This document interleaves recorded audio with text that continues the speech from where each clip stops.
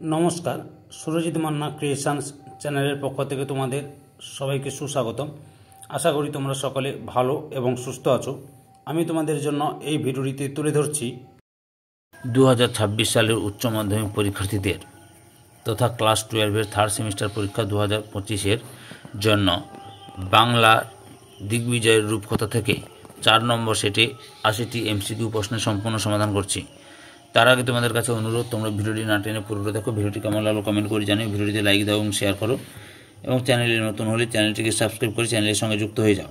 কারণ তোমরা আমার এই চ্যানেলের মাধ্যমে ক্লাস 12-এর থার্ড সেমিস্টার পরীক্ষা 2025-এর জন্য যে সমস্ত বিষয়ের MCQ সমাধান পাবে সেগুলি হলো বাংলা, ভূগোল, ইতিহাস, পুষ্টিবিদ্যা, দর্শন, পরিবেশবিদ্যা, রাষ্ট্রবিজ্ঞান, শিক্ষাবিজ্ঞান।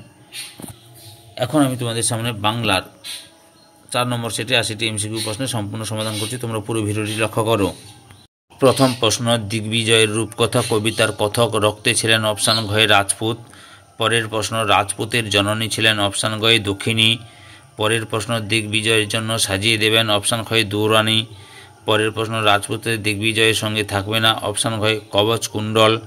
পরের প্রশ্ন, মরুপথে উড হয়ে হয় অপশান কয়ে জাদু অশ্ব। পরের প্রশ্ন, তেপান্তরে থাকে অপশান গয়ে পক্ষীরাজ। পরের প্রশ্ন, ভালোবাসা হলো অপশান গয়ে অবঙ্গুর। পরের প্রশ্ন, মন্ত্রপুত অসি রাখা হয় অপশান ঘয়ে হৃদয়ের ধাপে খাপে। পরের প্রশ্ন, ইস্পাত খণ্ডটি ছিল অপশান ঘয়ে শানিত। পরের প্রশ্ন, নিশ্চিত গন্তব্য ছিল অপশান ঘয়ে খরজুরের দ্বীপ। পরের প্রশ্ন, আশীর্বাদী সরঞ্জাম ছিল অপশান ঘয়ে দুটি। পরের প্রশ্ন, আশীর্বাদী সরঞ্জাম রূপে প্রাথমিক নামোল্লেখ রয়েছে অপশান ঘয়ে বিশ্বাসের। পরের প্রশ্ন, হৃদয়ের খাপে ভরা ছিল অপশান ঘয়ে মন্ত্রপুত অসি। পরের প্রশ্ন, সপ্তডিঙ্গা সিজে ওঠে অপশান ক্ষয় সিন্ধু জলে। পরের প্রশ্ন, আশীর্বাদী সরঞ্জামের দ্বিতীয়টি ছিল অপশান ক্ষয় মন্ত্রপুত অসি। পরের প্রশ্ন, পুষ্পক হলো এক প্রকার অপশান কয় কল্পিত আকাশযান। পরের প্রশ্ন, জাদু অশ্ব আকাশে হয় অপশান ঘয়ে পুষ্পক। পরের প্রশ্ন, হৃদয়ের খাপে ভরা অভঙ্গুর শানিত ইস্পাত খণ্ডটি হলো অপশান ক্ষয় ভালোবাসা। পরের প্রশ্ন, সিন্ধু জলে সিজে ওঠে অপশান গয়ে সপ্তডিঙ্গা। পরের প্রশ্ন, নিশ্চিত পৌঁছানোর দ্বীপটি ছিল অপশান ঘয়ে কোনোটি নয়। পরের প্রশ্ন, দিগ্বিজয়ের রূপকথা কবিতারা পঙ্ক্তি সংখ্যা বিভাজন যথাক্রমে অপশান ঘয়ে 4, 5, 1। পরের প্রশ্ন, দিগ্বিজয়ের রূপকথা কবিতার শেষ স্তবকের চরণ সংখ্যা অপশান ঘয়ে 1টি। পরের প্রশ্ন, দিগ্বিজয়ের রূপকথা কবিতার স্তবক সংখ্যা অপশান কয় 3। পরের প্রশ্ন, পাঠ্য কবিতাটি ছাড়া প্রকৃতপক্ষে দুরানীর প্রসঙ্গে রয়েছে অপশান গয়ে রূপকথার গল্প। পরের প্রশ্ন, দিগ্বিজয়ের রূপকথার কতগুলি অস্ত্রের নামোল্লেখ রয়েছে অপশান কয় 6টি। পরের প্রশ্ন, ধারালো শব্দের সমার্থক বোধক যে শব্দটি পাঠ্য কবিতায় রয়েছে সেটি হল অপশান কয় শানিত। পরের প্রশ্ন, পাঠ্য কবিতাটিতে যে গাছের নামোল্লেখ রয়েছে অপশান ঘয়ে খেজুর। পরের প্রশ্ন, পাঠ্য কবিতাটিতে যে পশু নামোল্লেখ নেই অপশান ঘয়ে হাতি। পরের প্রশ্ন, পুষ্পক রথের প্রসঙ্গ রয়েছে অপশান গয়ে রামায়ণে। পরের প্রশ্ন, শক্তপোক্ত ও সুদৃঢ় বোঝাতে পাঠ্য কবিতায় যে শব্দের ব্যবহার রয়েছে অপশান গয়ে অভঙ্গুর। পরের প্রশ্ন, কবিতায় ব্যবহৃত রক্ত শব্দের একটি প্রতিশব্দ হল অপশান ঘয়ে শোণিত।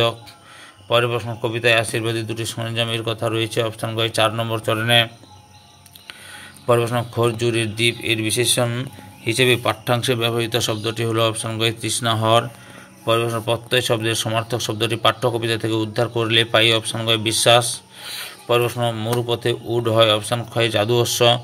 পরের প্রশ্ন, আশীর্বাদী দুই সরঞ্জামের দ্বিতীয়টি হলো অপশান ঘয়ে ভালোবাসা। পরের প্রশ্ন, রাজপুত্রকে দিগ্বিজয়ে যাওয়ার জন্য সাজিয়ে দিয়েছিলেন অপশান কয় দুরানী। পরের প্রশ্ন, পক্ষীরাজ হলো অপশান কয় কল্প লোকের চরিত্র। পরের প্রশ্ন, পাঠ্যাংশে ব্যবহৃত সিন্ধু শব্দের অর্থ হলো অপশান গয়ে অর্ণব। পরের প্রশ্ন, দিগ্বিজয়ের রূপকথা কবিতায় দিগ্বিজয় এবং রূপকথা শব্দ দুটির ব্যবহার হয়েছে যথাক্রমে অপশান কয় একবার, একবারও নয়। পরের প্রশ্ন, ড্যাশ আমি ড্যাশ অপশান ঘয়ে রক্তে আমি রাজপুত্র। পরের প্রশ্ন, হলেনি বা ড্যাশ অপশান ক্ষয়ে দুঃখিনী জননী। পরের প্রশ্ন, ড্যাশ দিলেন ড্যাশ অপশান গয়ে দুরানী দিলেন সাজিয়ে। পরের প্রশ্ন, এই ড্যাশ ভরা মন্ত্রপুত অসি অপশান ঘয়ে কোনোটি নয়। পরের প্রশ্ন, ড্যাশ সেই হয় ড্যাশ অপশান ঘয়ে মরুপথে সেই হয় উট। পরের প্রশ্ন, ড্যাশ নেই ধনুক তুনির ড্যাশ অপশান ঘয়ে কবচ কুণ্ডল নেই ধনুক তুনির শিরস্ত্রাণ। পরের প্রশ্ন, শুধু ড্যাশ দুটি ড্যাশ অপশান গয়ে আশীর্বাদী শুধু আশীর্বাদী দুটি সরঞ্জাম। পরের প্রশ্ন, এক এই ড্যাশ অপশান ঘয়ে জাদু অশ্ব। পরের প্রশ্ন, ড্যাশ সাজে ড্যাশ অপশান গয়ে সপ্তডিঙ্গা সাজে সিন্ধু জলে। পরের প্রশ্ন এই হৃদয়ের খাপে ভরা ড্যাশ, অপশান হয় মন্ত্র পুতৌসী। পরের প্রশ্ন ড্যাশ সেই তৃষ্ণা হর খরজুরের দ্বীপে, অপশান কয় নিশ্চিত পৌঁছব। পরের প্রশ্ন তেপান্তরে ড্যাশ তার নাম রেখেছি ড্যাশ, তেপান্তরে অপশান কয় পক্ষীরাজ তার নাম রেখেছি বিশ্বাস। পরের প্রশ্ন নিশ্চিত ড্যাশ সেই ড্যাশ খরজুরের দ্বীপে, নিশ্চিত অপশান কয় পৌঁছব সেই তৃষ্ণা হর খরজুরের দ্বীপে। পরের প্রশ্ন ড্যাশ যেতে হবে ড্যাশ দিলেন সাজিয়ে, অপশান ঘয়ে দিগ্বিজয়ে যেতে হবে দৌড়ানি দিলেন সাজিয়ে। পরের প্রশ্ন শানিত ড্যাশ অভঙ্গুর, অপশান গয়ে ইস্পাত খণ্ড। পরের প্রশ্ন আকাশে ড্যাশ আর ড্যাশ সাজে সিন্ধু জলে, অপশান ঘয়ে আকাশে পুষ্পক আর ড্যাশ সপ্তলিঙ্গা সাজে সিন্ধু জলে। পরের প্রশ্ন শুধু আশীর্বাদী ড্যাশ, অপশান ঘয়ে দুটি সরঞ্জাম। পরের প্রশ্ন ড্যাশ পুষ্পক আর ড্যাশ সাজে সিন্ধু জলে, অপশান ক্ষয়ে আকাশে পুষ্পক আর সপ্তলিঙ্গা সাজে সিন্ধু জলে। ইস্পাত খণ্ডটি ছিল ড্যাশ, অপশান গয় শানিত অভঙ্গুর। পরের প্রশ্ন কবচ কুণ্ডল নেই ড্যাশ শিরস্ত্রাণ, অপশান কয় ধনুক্তুনির। পরের প্রশ্ন লেখিকা নবনীতা দেব সেনের লেখক পিতার নাম, অপশান গয় নরেন্দ্র দেব। পরের প্রশ্ন দিগ্বিজয়ের রূপকথা কবিতার মূল কাব্যগ্রন্থ হল ড্যাশ, অপশান কয় শ্রেষ্ঠ কবিতা। পরের প্রশ্ন নবনীতা দেব সেনের খ্যাত কীর্তি জননী ছিলেন ড্যাশ, অপশান ঘয় অপরাজিতা দেবী। পরের প্রশ্ন শ্রেষ্ঠ কবিতা গ্রন্থ ড্যাশ সংখ্যক কবিতা হল দিগ্বিজয় রূপকথা, অপশান কয় 99 সংখ্যক। পরের প্রশ্ন নিম্নোক্ত যে গ্রন্থটি নবনীতা দেব সেন কর্তৃক সৃষ্ট নয়, অপশান কয় উৎসর্গ। পরের প্রশ্ন নবনীতা দেব সেনের স্বামী ছিলেন, অপশান কয় সমর্থ সেন।